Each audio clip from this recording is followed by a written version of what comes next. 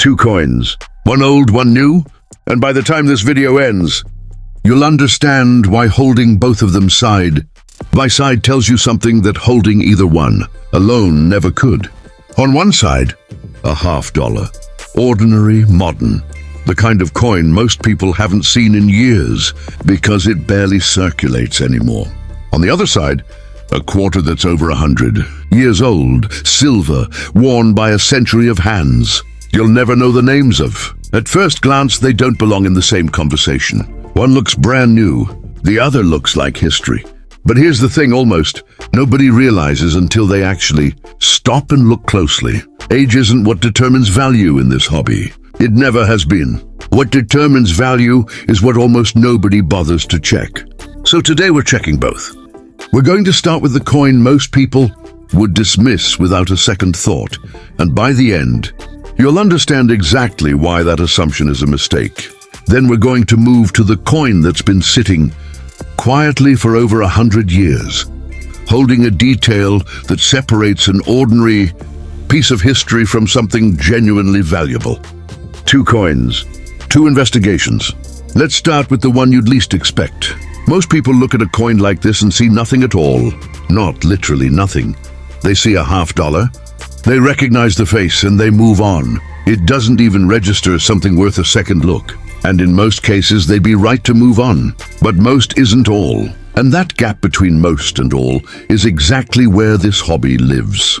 This is a Kennedy $50, dated 2021. If you've held one recently, you already know something most younger collectors don't. $50 barely circulate anymore. Banks don't hand them out. Cash registers don't carry them. By the time this coin was struck, the mint was already winding down regular circulation production of this denomination entirely. Coins like this one are some of the last of their kind to have ever been made for everyday use in America. That alone makes it worth pausing on. But the real question isn't when it was made. It's what happened in the split second it was struck. Here's what almost nobody checks, and what you need to look for right now if you've got one of these in your hand. Start with Kennedy's portrait. Look closely at his cheek, his neck, the back of his head. Is the surface smooth and clean the way it's supposed to be? Or is there something there that shouldn't be? A strange mark, a foreign texture, something that looks like it doesn't belong to the design at all. If you see something like that, you may be looking at what's called a strike-through error. It happens when a piece of debris, a fiber, a flake of grease, a fragment of foreign material ends up between the die and the coin at the exact moment of the strike. The object leaves its impression permanently pressed into the metal. Most of the time, whatever caused it falls away, and the mark is all that's left behind. But every so often, the object stays embedded in the coin itself, trapped in the metal through strike after strike after strike. Collectors call these retained strike-throughs, and they're roughly 100 times rarer than the ordinary kind, because it takes an extraordinary coincidence for that object to stay in place instead of falling away. Documented examples of strike-through errors on 2021 Kennedy $50 have sold for anywhere from $20 to $150, depending on how visible the mark is and whether it's been certified. That's not an accident. That's the difference between a coin that's exactly what it appears to be and one that carries a genuine manufacturing flaw most people would never notice. So let's pick up exactly where we left off, because the mint mark isn't just a detail. It's the fingerprint that tells you which facility, which press, and which set of conditions actually produced the coin sitting in your hand right now. On a Kennedy $50, that mark sits at the base of Kennedy's neck, just above where the bust meets the rim. Depending on the coin, you might find a P for Philadelphia, a D for Denver, or on certain specially packaged coins, an S for San Francisco. Each one comes from a different press, run by different equipment on a different day. And that matters more than people think, because errors aren't evenly distributed. Certain years, certain mints, certain production runs are simply more prone to specific flaws than others. And $50 from this exact era carry a documented history of exactly the kinds of errors we just walked through. Beyond strike-throughs and color breaks, there are two more categories worth knowing. Because they represent the rarest and most valuable things that can happen to a coin like this. The first is doubling. If the die used to strike this coin was even slightly misaligned during its own creation, every coin it touches inherits that flaw, a faint doubling in the lettering. The date or the design itself. It's subtle. It's easy to miss if you're not looking directly for it under magnification. But double die varieties are documented, catalogued, and actively collected. And depending on how clear the doubling is, they can be worth significantly more than face value. Here's what I want you to take away from all of this. A coin doesn't need to be old to be worth a second look. This $50 was struck recently, at the tail end of an era, when the mint was already producing far fewer of these for circulation than it used to. That alone makes coins from this window worth paying attention to. And if any of these specific flaws happen to be present, a strike-through, a collar break doubling, a clipped plancher, the value climbs from something you'd spend at a gas station to something a collector would actively hunt for. The lesson here isn't that every $50 in your pocket is secretly valuable. Most aren't, but the ones that are valuable look exactly like the ones that aren't. Right up until you check the details almost nobody bothers to check. And that brings us to the second coin in this video. Because if a coin struck just a few years ago can carry hidden value, most people would never notice. Imagine what a coin can hide after sitting in circulation for over 100 years. This next coin isn't from decades ago, it's from a different century entirely. And the story behind it, the reason it looks the way it does, the reason its design changed part way through its very first year of production, is one of the strangest chapters in the entire history of American coinage. Let's go back to 1917. And this coin is holding onto a secret that most people who own one never actually discover, because it isn't hidden in an era.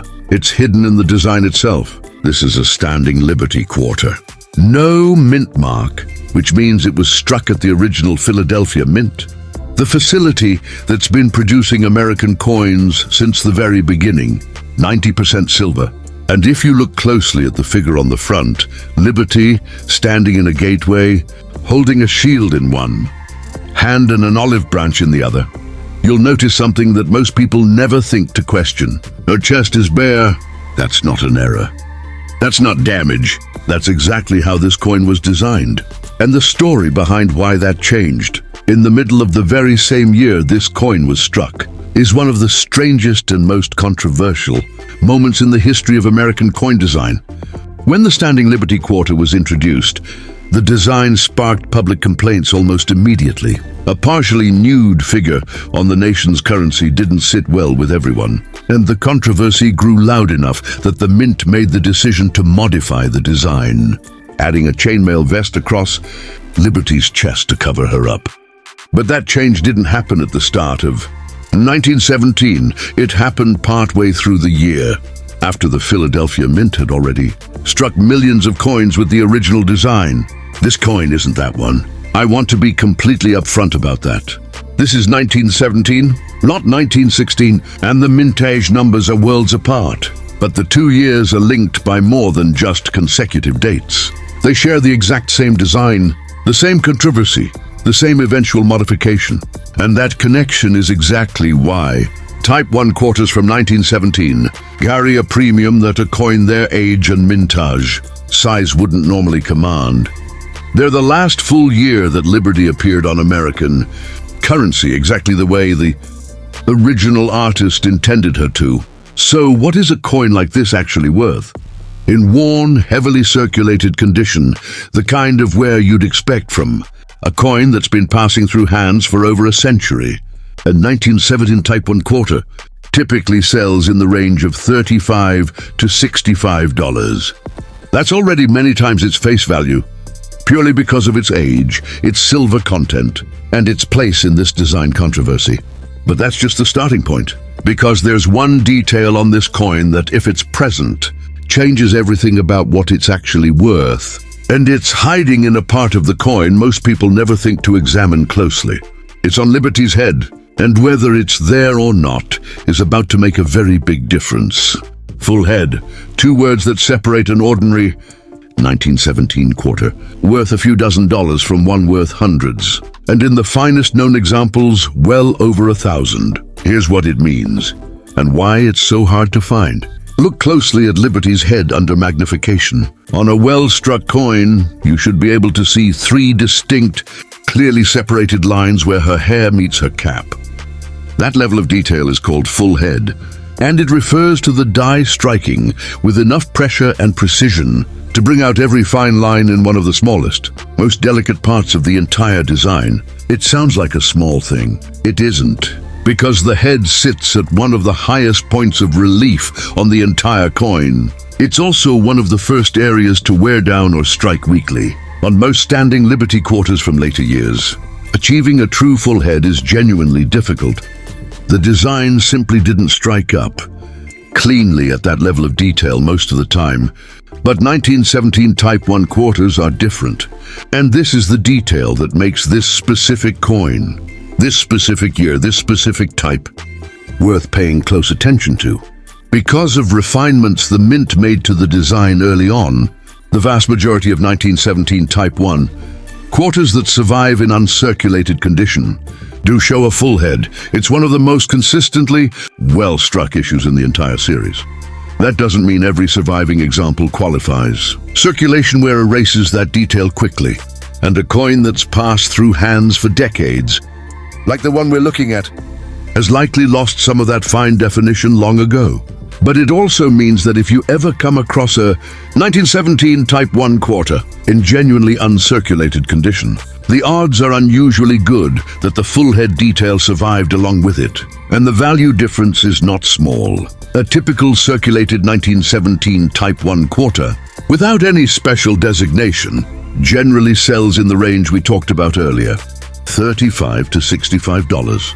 But push that same coin into uncirculated condition, and the number jumps to somewhere between roughly $290 and $415 or more.